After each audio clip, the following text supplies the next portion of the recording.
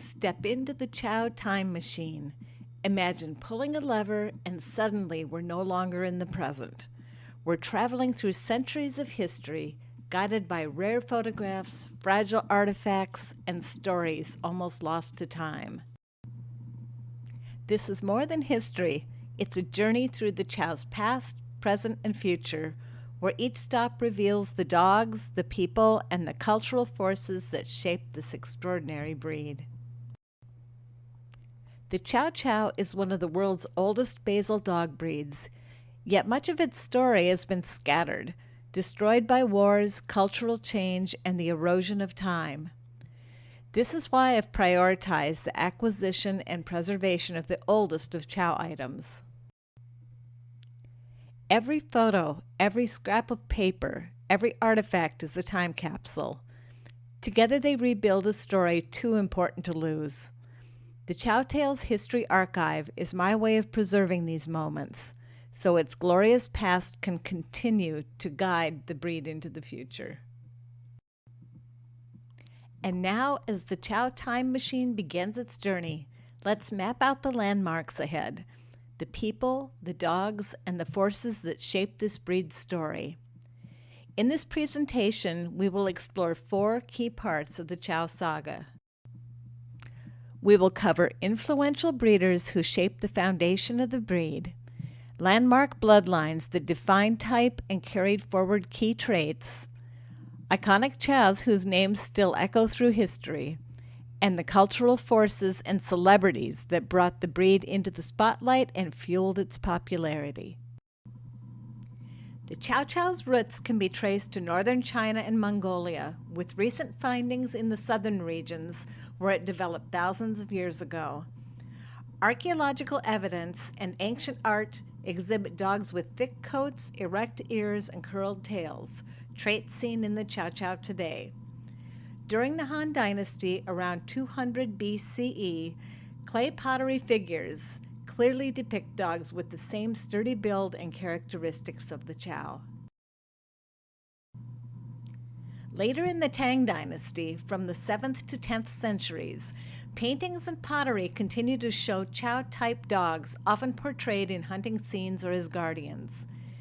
Chinese nobility used Chows as hunting dogs, and a Tang Dynasty emperor was even reported to have a hunting kennel with 2,500 dogs of Chow type. One especially important piece of evidence is a painting called A Palace Concert from the Tang Dynasty, featuring a dog with a heavy coat, broad head, and curled tail, remarkably Chow-like in appearance. The Chow Chow is often cited as the inspiration and possible model for the Fu dog, or the Chinese guardian lion statues. In China, the Chow Chow is referred to as the puffy lion dog, or Sangshi Quan, and bears a striking resemblance to these statues. The more modern term Fu dog is very likely a Western interpretation. As we move forward in the Chow time machine, we leave the palaces and dynasties of ancient China and begin tracing the breed's journey to the West. Marco Polo was one of the first Western explorers to document dogs resembling the Chow during his travels in 13th century China. This breed gained popularity in the late 15th century when sailors from the East India Company brought them back to Europe. In 1780, Reverend Gilbert White noted their unique characteristics, including their straight hind legs, deep black eyes, and blue tongues, as well as their role as a food source in China. The name Chow Chow is thought to derive from busy days of cargo ships traveling between China and England. Back then, sailors used the term Chow Chow to describe mixed cargo, everything from tea and spices to textiles, porcelain, and more. Over time, the nickname Chow Chow transferred to this unique and exotic breed as sailors brought the dogs back home as curiosities from the Orient. As the Chow time machine leaves the Celestial Empire, we reach England, where early imports began influencing the breed. Due to time constraints, I'll highlight key points instead of covering all influential English kennels and dogs, as there were so many.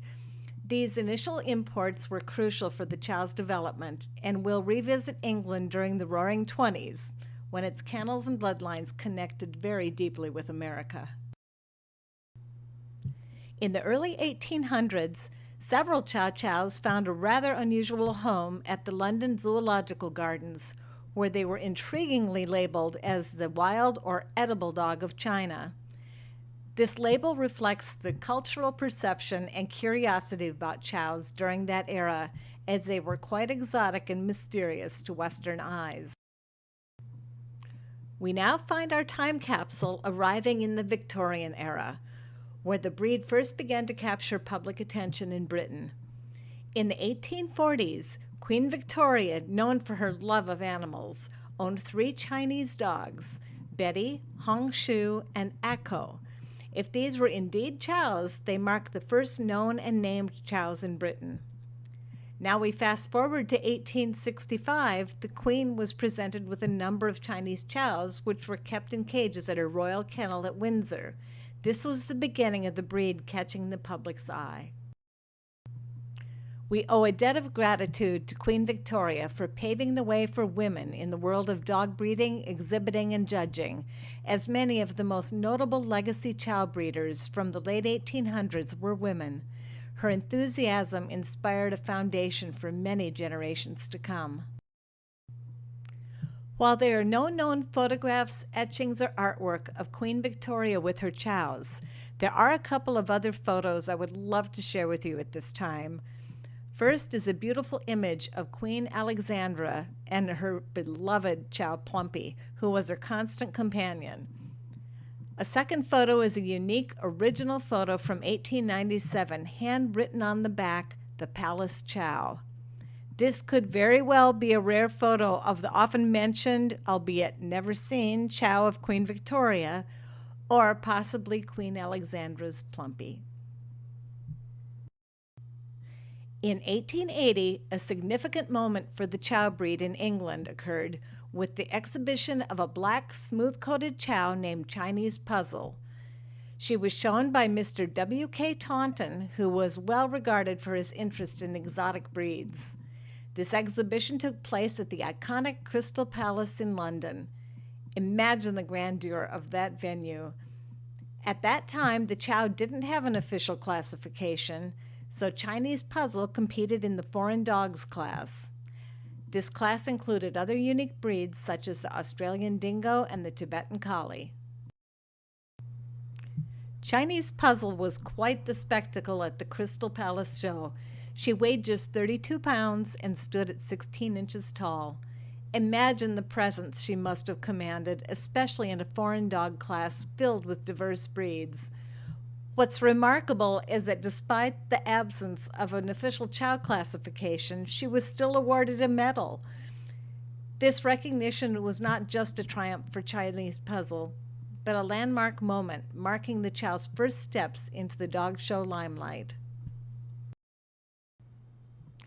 In 1881, 1 year after Chinese Puzzle's debut, the Prince of Wales showcased a Chinese chow named Chang. This etching takes us back to those early days when artists recorded the moments instead of cell phones and cameras. It's fascinating to think that someone of such high status was directly involved in promoting the breed. An interesting side note is a clipping I found written by Mr. Taunton stating that Chang was, quote, spoilt from a show point of view by having a red tongue, yet he won several prizes. And now we arrive at a list of the key English breeders and chows that significantly shaped the breed in its earliest development. Lady Granville Gordon produced the first English-bred champion, Champion Blue Blood, notable for being a blue from red parentage. Amwell Kennels, founded by Lady Faudel Phillips in 1919, she continued her family's dedication to the breed, enhancing the chow's prominence in England. Kwai Kennels, established by Mrs. Scaramanga in 1898, began with the import of hot kwai, and Red Craze was one of her notable successes. Hilda Well Kennels, led by Mrs. B.F. Moore, contributed significantly to the breed's growth before World War I and beyond. And Lady Dunbar of Muckram, a legacy breeder and author of the Chow Chow, published around 1914, the first Chow book that helped lay the foundation for the breed. These individuals and their kennels have left lasting legacies that continue to influence the Chow breed today. The Chow craze in England began with the Earl of Lonsdale and the Marchioness of Huntly, who imported Chows from China. The Marchioness popularized the breed with her male Chow Peridot in 1887, and her son's marriage to Lady Granville Gordon, receiving their first Chows as a wedding gift. Through these early dogs, she established the breed in England and later bred Peridot II for Lady Granville Gordon, enhancing the breed's presence. Born in 1893, Blue Blood was the first English-bred Chow and was sired by Peridot II, a red, out of Pekin II, a black. Blue Blood was described as being the rare mouse lavender in color. In the early 1900s, Miss Armine Gordon, her kennel name Amwell, was later married to become Lady Faudel Phillips. Miss Gordon was one of the leading authorities on the earliest Chows imported from China by her mother, Lady Granville Gordon, 30 years earlier. These are stunning images of one of the most celebrated legacy breeders in England. One of the most significant years in the history of the Chow in England, undoubtedly, is 1895, marked by 4 notable events. Champion Chow 8 was crowned as the first ever Chow champion. The breed standard was established and based on the close to perfect Chow 8. Peridot II received the Best in Show title at the LKA Championship Show, and the Chow Chow Club in England was established. Chow 8 was born in China in 1890 and brought to England in 1895 by Miss Bagshaw. Although his breeder and lineage remain a mystery, he made history as the first Chow to achieve a championship title in England. His conformation was so esteemed that the original breed standard was established based on his qualities. Only one other Chow, a female named Champion Tian, was regarded as equally perfect. Despite his significant historical impact, Chow 8 was known for his sharp temperament and changed owners 3 times throughout his life. He lived an impressive lifespan for his time, passing away in 1905 at the age of 15, a true foundational figure in the history of the Chow breed. Champion Tian may not be the most celebrated name in the history books, but she was a pioneer in her own right. Born in England in 1895 and bred by Mrs. Woodcock, Tian carried the legacy of her Chinese imported parents and helped shape the foundation of the breed in England. She was the first red bitch champion in England, a noteworthy achievement. She won an impressive 12 challenge certificates. Standing at 17 inches at the withers and weighing 40 pounds, her bright orange-red coat with white trim made her stand out. The Chow Club members recognized her as one of the topmost typical Chows of the time and a benchmark for the breed. After she died in 1903, she was donated as a taxidermy exhibit to the Tring Museum in London by Miss Casella, demonstrating an outstanding Chow bitch of the day. To the left, you see Miss Casella in a beautiful portrait with a few of her gorgeous Chows. And to the right, another of Miss Casella's dogs donated to the Tring Museum as a taxidermy exhibit. The museum catalog names both of the dogs with photos and pedigrees, Champion Tian and Ching Fu. Miss Casella believed fervently that these exceptional Chows should be preserved for future generations as a representation of how they used to be. What a visionary she was. This is a beautiful side-by-side comparison of Chow 8 and Champion Tian. Both dogs of Chinese parentage were contenders for being the blueprint for the first Chow standard, exemplifying correct breed type of the original Chow. Chow 8 ended up being their final choice. As a side note regarding Ms. Casella, she imported a number of unique chows in different colors and smooths, including this male smooth Lun Tai. The clipping describes Lun Tai as, quote, a most high-class specimen picked out for his owner by a mandarin at Hong Kong from a crowd of over 100 chows. And now we come to another true visionary, Lady Dunbar of Mukrum, pictured with her two imported blue chows, Blue Joss and Blue China. In 1914, she published the very first book devoted entirely to the breed, entitled The Chow Chow. Her dedication to breeding and studying chows, with her own interest in the blue variety, shines through every page. Her work remains invaluable today, offering us a glimpse into the breed's earliest roots. Few dogs left a mark on the Chow breed, quite like Champion Red Craze. By the First World War, he stood at the very center of the breed's development. Bred in England by Mr. Sawtell and later owned by Mrs. Scaramanga of Quai Kennels, Red Craze became the most influential Chow of his time. His achievements were remarkable. 30 challenge certificates in the UK, Crufts Best of Breed in 1908, and yet he weighed just 38 pounds, which was a size considered typical for males of that era. What also set him apart was his striking mahogany red coat.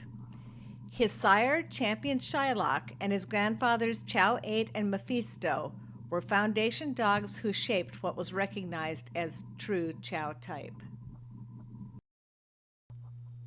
Champion Pusa of Amwell, born in England in 1913, left a lasting legacy on both sides of the Atlantic. Bred from the finest strains, he sired more champions than any other Chow of his era, including the famous Akbar, the sire of the great Brilliantine you'll hear more about later. Impressively, Pusa continued winning challenge certificates into his 13th year. As the star of Amwell Kennel, he was adored by Lady Faudel Phillips and celebrated for his exceptional presence and lineage. In 1919, Champion Pickles, owned by Mr. Allwright, was bred to Black Pusa of Amwell and produced one of the top 5 foundation sires in our breed, and light shaded red, Champion Lenming. In a later slide, you'll see his very dark red brother, Ba Tang, an equally impressive and influential dog who ended up in America. These original photos were a real find. I obtained at auction from a seller in England with 2 of the dogs named on the photos. I'm pretty certain that the man with this trio of lovely chows is Mr. Allwright of England, Pickles' owner and Lenming's breeder. Center is the bitch called Pickles. Left is Pickles' son, Lenming. Right, I have seen this dog before, which could be Lu Ling of Skeen, an older Pickles' son. And lastly, the famous mahogany red litter brother to light shaded red Lenming, Champion Hildewell Batang, bred by Mrs. B.F. Moore, winner of 24 challenge certificates. Batang was sold to America at 2 years of age, possibly to Mrs. David Wagstaff, as she had many of his offspring at her Ledgeland kennel. The highly influential Champion Ledgeland's War Risk Insurance was a Batang son.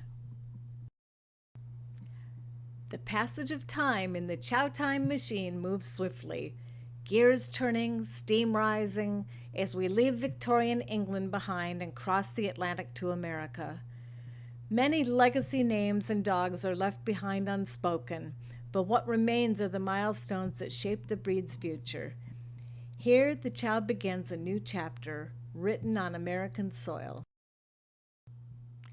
Our journey first takes us to the high seas in 1899 with Admiral George Dewey, hero of Manila Bay, and his most cherished companion, a Chow named Bob. Found wandering the streets of Canton, China, Bob became Dewey's loyal shipboard mascot, cared for by his very own steward. Newspapers and magazines of the day delighted in their story, making Bob the first true celebrity Chow in America. But beyond the headlines, theirs was a bond of devotion. Bob was the Admiral's soulmate, and when illness claimed the little Chow, his heart was broken. From my personal collection, I've gathered hundreds of images that capture this extraordinary pair. Here are just a few highlights. Photographs show the crew of the USS Olympia on deck with Bob. Admiral Dewey himself at the center with his loyal companion. And on the right, Bob's own steward, a fellow native of China who cared for him aboard the ship. Readers looked forward to the updates about Dewey and Bob, and news traveled very slowly back then. Here are a couple of artist renderings and a photo from the newspapers showing the Admiral with Bob in Manila. We now drift from the high seas to American soil and the White House. Tiny Tim and Blackberry, the chows of President Coolidge, turned heads and steered a national craze. In the blink of an eye, no automobile ride or flapper was complete without a chow chow. A quote from Calvin Coolidge: "Any man who does not like dogs and want them about does not deserve to be in the White House." President Calvin and Grace Coolidge truly embodied those sentiments. Throughout their time in the White House and beyond, the Coolidges embraced an astonishing variety of pets, from dogs and birds to wombats. Some of my most treasured finds are my images of President Calvin Coolidge and his lovely wife Grace, with their chows Tiny Tim and Blackberry. Other than Admiral Dewey and Bob 20 years prior, the Coolidge's chows were the most influential in bringing the breed into the spotlight and its biggest popularity phase during the 1920s and early 30s. These are all photos of Tiny Tim, or Terrible Tim as the president called him affectionately. Tim was a bit of a handful, but it didn't keep the Coolidges from taking their beloved chow everywhere. No vacation or front porch was complete without the mahogany red Tim by their side. And then there was Blackberry. The Coolidges received the gift of a spirited black chow puppy named Blackberry while vacationing in South Dakota. Known for her howling at the trees and the moon and everything else, President Coolidge eventually gifted her to his son's fiancée, Florence Trumbull, who was delighted to welcome her into her home. And so the fad begins. The chow hit its all-time ranking of number 2 in the AKC stats in the 1920s, just behind the number 1 Boston Terrier, which was also a Coolidge favorite pet. With an intense passion for producing more chows to align with the latest trends, the leading breeders and their top dogs are stepping into the spotlight. There are 5 notable sires in America who stand out, as their pedigrees are commonly found in a majority of today's chows. Champion Chinese Chum was born in 1901 in England and purchased by Mrs. Proctor of Blue Dragon Kennels in America. He was a dark red and 48 pounds and was said by experts to have a good old-fashioned correct scowl. There's an ongoing debate if Chinese Chum or Yen Hao was the first American champion chow. We'll talk about that later. He was the first chow to win at the Westminster Kennel Club and the first American champion to sire a champion. He has a long list of progeny, including the famous Champion Eastern Star, Champion Knight of Asia, and Champion Black Cloud. Champion Lord Chumley. Yes, that's how it's pronounced. Owner Mrs. John Z. Adams. This dog weighed 54 pounds. He was one of the top winners and very prolific producer of the 1920s. He is in a large portion of today's chow pedigrees. Champion Winsome Mincing. Bred by the Winsome Kennels of Franklin Hutton. This dog, later owned by Mrs. Waller, is celebrated as America's leading foundation sire. 2 of his distinguished offspring include Champion Ning Poo, the champion who won the first Chow National Specialty in 1920, and Champion Windholm's Wanlung, a red bitch who was the winner of the second Chow National Specialty in 1921. Champion Yui, owned by Mrs. Adna Nehart. Her Cossack Kennels, established in 1911 with the acquisition of the beautiful bitch Carissa, then was bred to Fecum to produce Yui. Yui was 62 pounds and the only Chow to defeat the great Lord Chumley. Yui produced many beautiful puppies, becoming one of her top foundation dogs and a top 5 producer in America. And last but not least is international champion Chunam Brilliantine of Manchester, affectionately called George. He was born in England in 1924 at the famed Chunam Kennels. He dazzled the show world, winning his first challenge certificate at Crufts at just 11 months and gained his championship in less than 5 months. His success caught international attention when in 1925 Mrs. Earl Hoover, wife of Hoover Vacuum founder, purchased him for nearly $10,000, almost $200,000 today. George sailed to America, bringing his championship legacy, as well as becoming one of the top 5 foundation sires in the history of the breed. 1906 was a truly pivotal year for the Chow Chow breed in the United States. This was the year when the American Kennel Club officially recognized the Chow. In addition, 1906 saw the creation of the first USA standard for the Chow Chow, which was based on the original standard from England, ensuring the breed's characteristics were preserved and consistent on both sides of the Atlantic. Another exciting development in 1906 was the formation of the Chow Chow Club of America, today the Chow Chow Club Incorporated. The first president was Belgian Princess Montgolfier. It's now time to give this time machine a pull on the lever and bring it to a gentle halt. And as long as we're parked on the runway to refuel, we should hop out for a whimsical detour. Our destination? The magical Steiff Toy Factory and Vidal the Chow puppy. Come along, I'll take your paw and lead you into Vidal's world. Years ago, a simple photo I found of a stuffed Chow toy set me on an incredible journey to discover its origin. That trail led to a tiny puppy named Vidal, a remarkable voyage on the Graf Zeppelin, the sister ship of the ill-fated Hindenburg, and finally to the famous Steiff Toy Factory in Germany. In 1928, this 4-week-old Chow puppy named Vidal, after the oil brand sponsoring the Zeppelin, was handed to the crew just before takeoff to ward off bad luck. Vidal became the first dog, much less a Chow, to make a transatlantic voyage by air.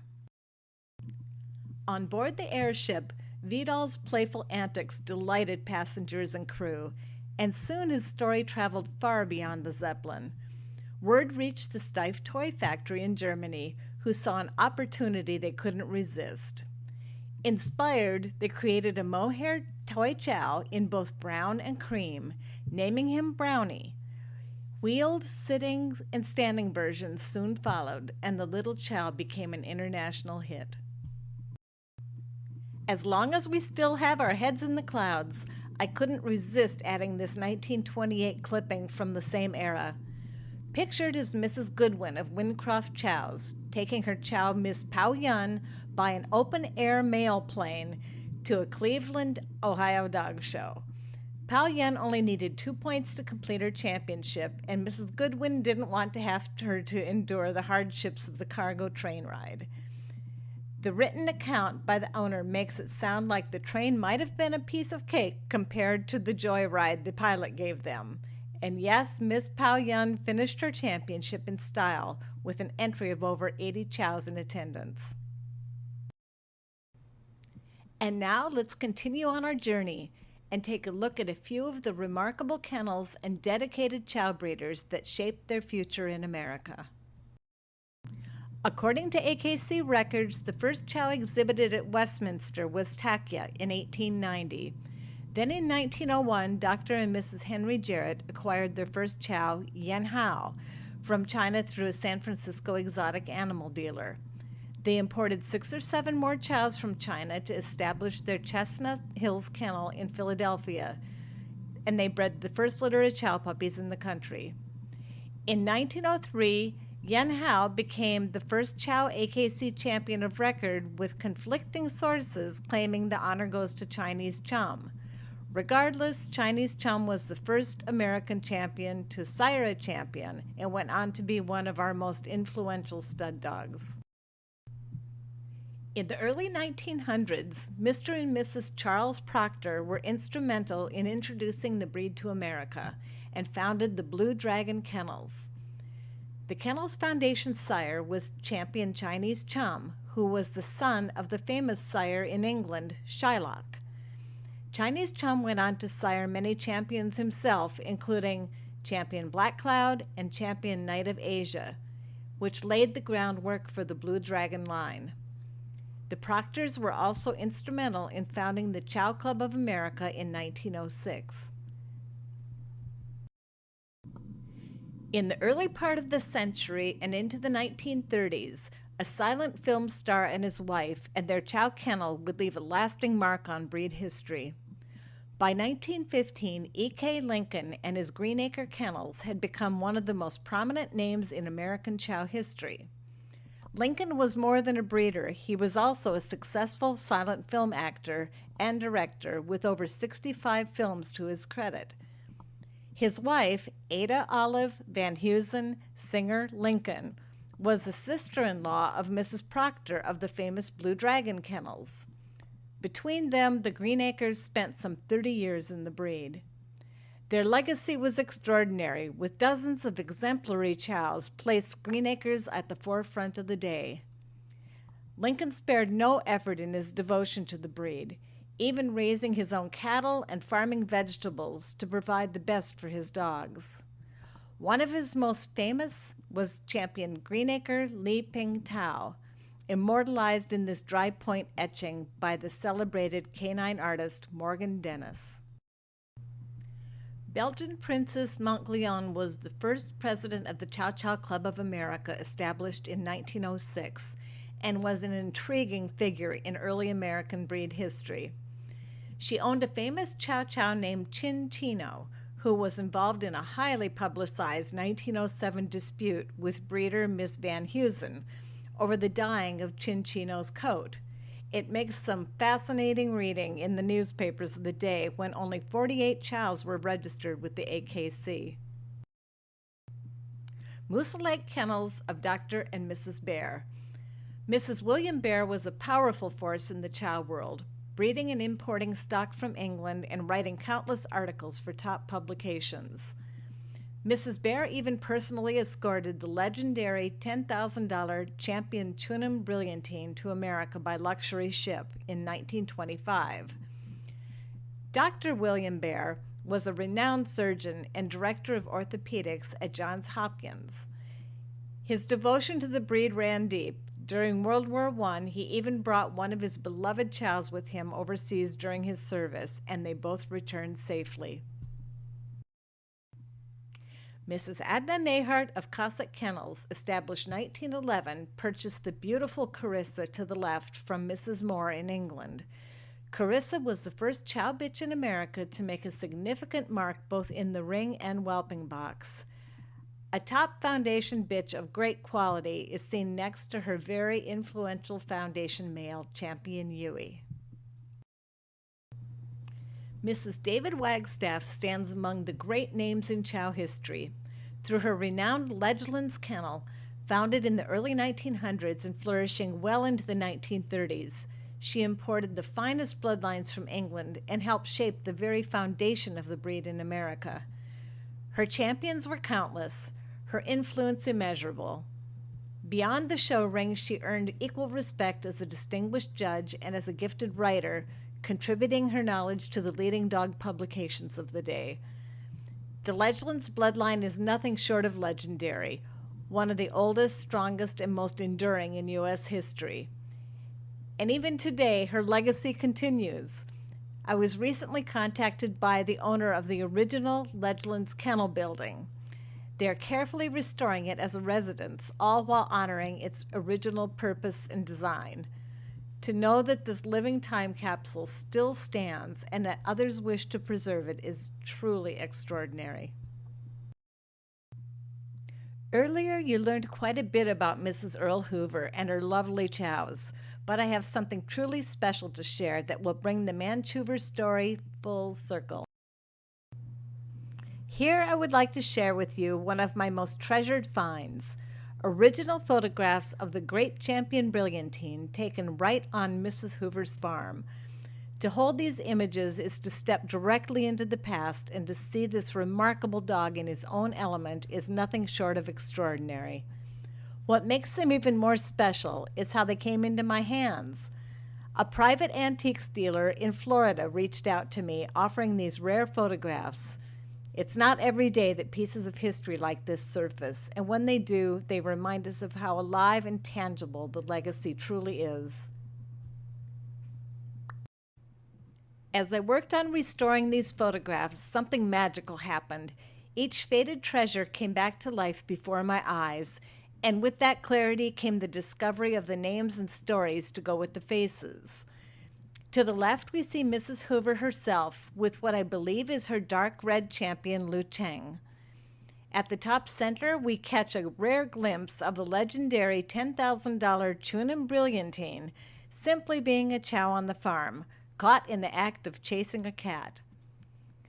Below is most likely Mrs. Hoover's father, and beside him her young son, Gordon. And to the upper right, this is where the story deepens. I'm confident we are looking at Mrs. Bear, the woman who accompanied George, as Brilliantine was fondly known, on his voyage aboard the Aquitania from England. The dates in the album line up perfectly with his arrival in America, making this very likely the very first moment Brilliantine met his new family. These images are far more than photographs. They're living connections to the past, precious windows into the legacy of the Manchoover kennels and the people and the dogs who shaped Chow history. At this moment, allow me to share why this golden era grips me so deeply. My shelves and drawers brim with photos, clippings, and stories from the 1920s. From here on forward, the Chow Time Machine statistics turn into living stories, brought to life through the treasures I've archived. Imagine it. Every major dog show, Chow results are printed in the New York Times. That's how important they were. The public wasn't just curious, they were enchanted, addicted. The excitement was palpable, and it launched the breed to dazzling heights of popularity.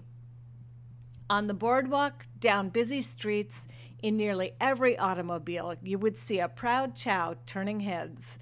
They were the ultimate status symbol of the times.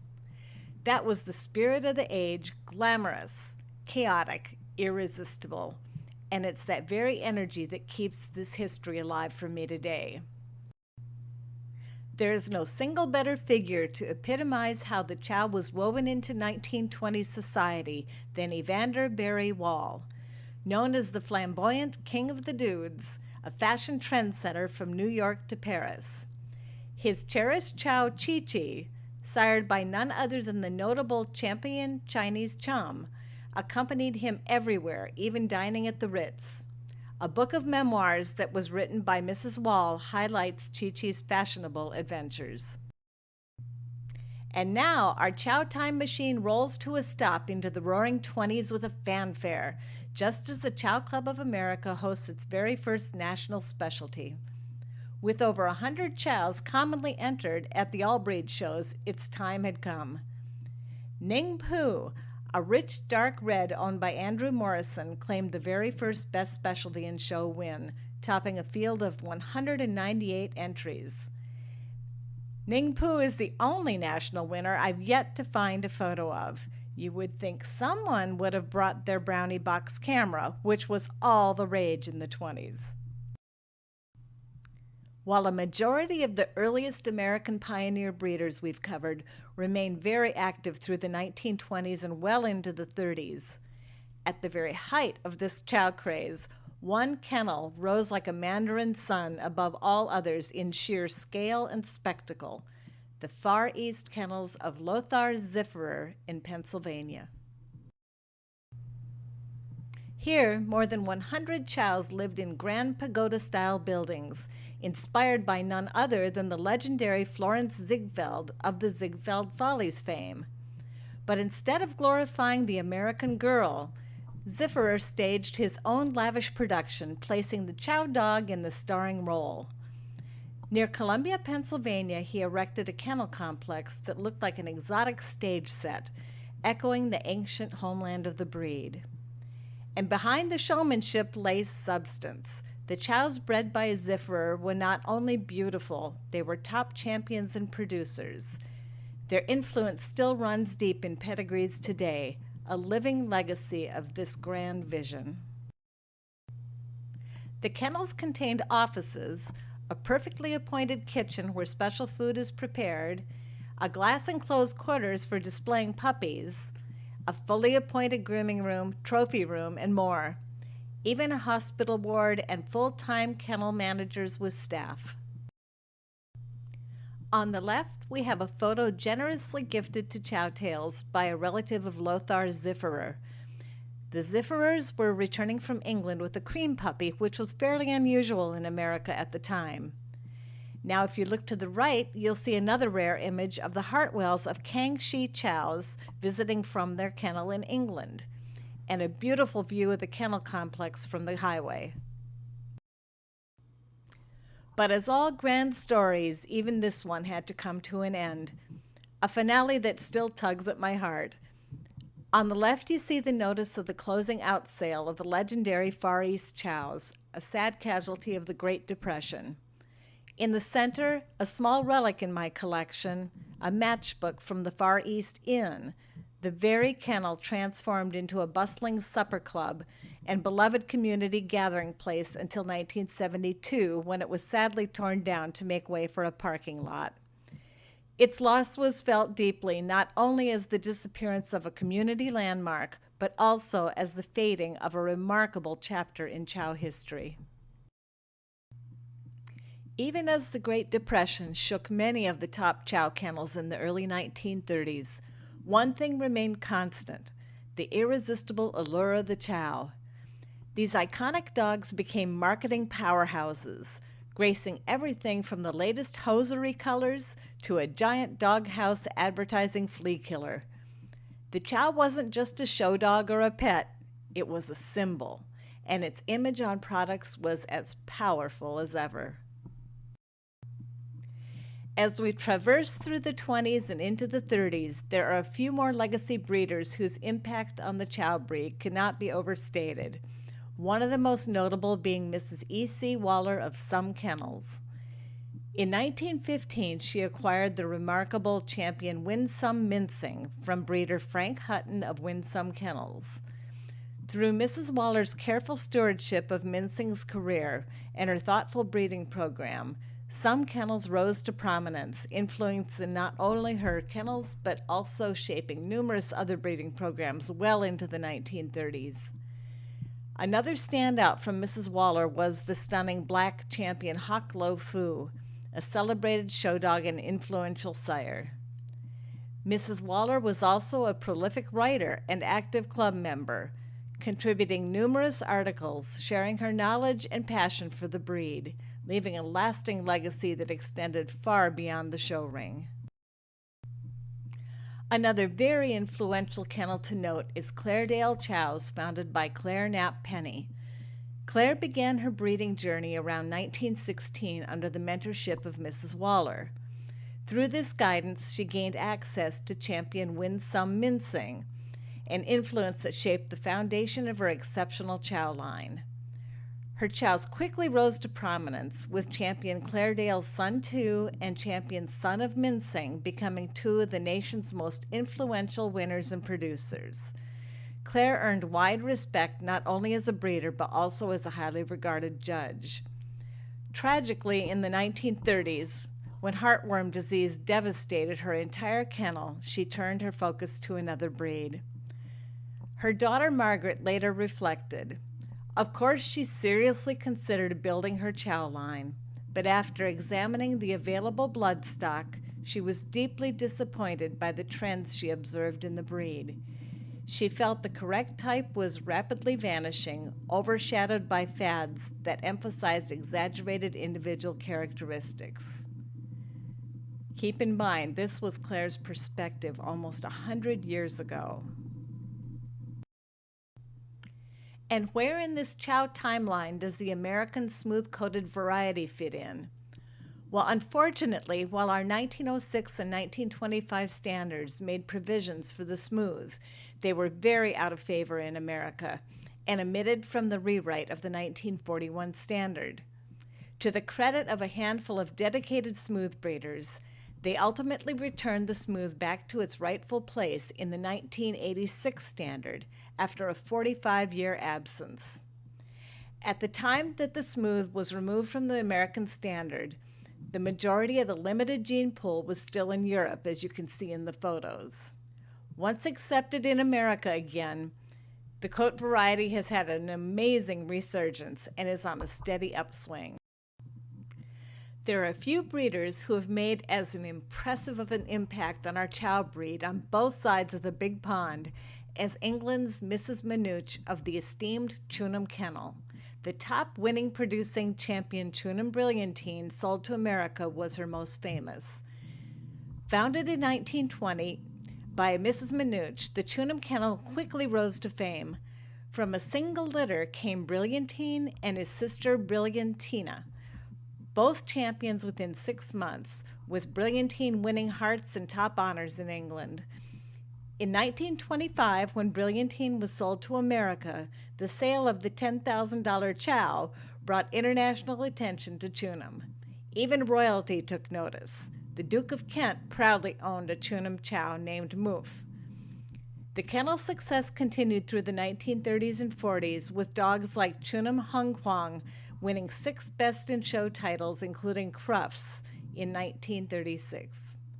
Their legacy was immortalized in striking photographs for Country Life magazine by legendary canine photographer Thomas Fall, capturing Chunum's enduring influence on the breed. And while our Chow Time machine is taking a break in England, we can take a moment to attend the Maidstone Kent Dog Show in 1928. These tiny 2x3-inch snapshots that I purchased at auction are identified on the back and are faded and fragile, yet they carry the weight of history, capturing a Chow entry nearly a century ago. With some careful restoration, you can see one of those images comes to life again. Suddenly, the faces are clearer, the dogs more distinct, and the past feels just within reach. And then, almost as if our Chow time machine has shifted gears, the still photos begin to move. To my amazement, a vintage newsreel surfaces, capturing this very show on the very date with the exact Chow entry. This is the wonder of archiving, when history suddenly reveals a hidden surprise, waiting patiently for discovery. In moments like these, I feel as though I'm standing right beside them. I know many of their faces, and I can even name a number of their Chows as well.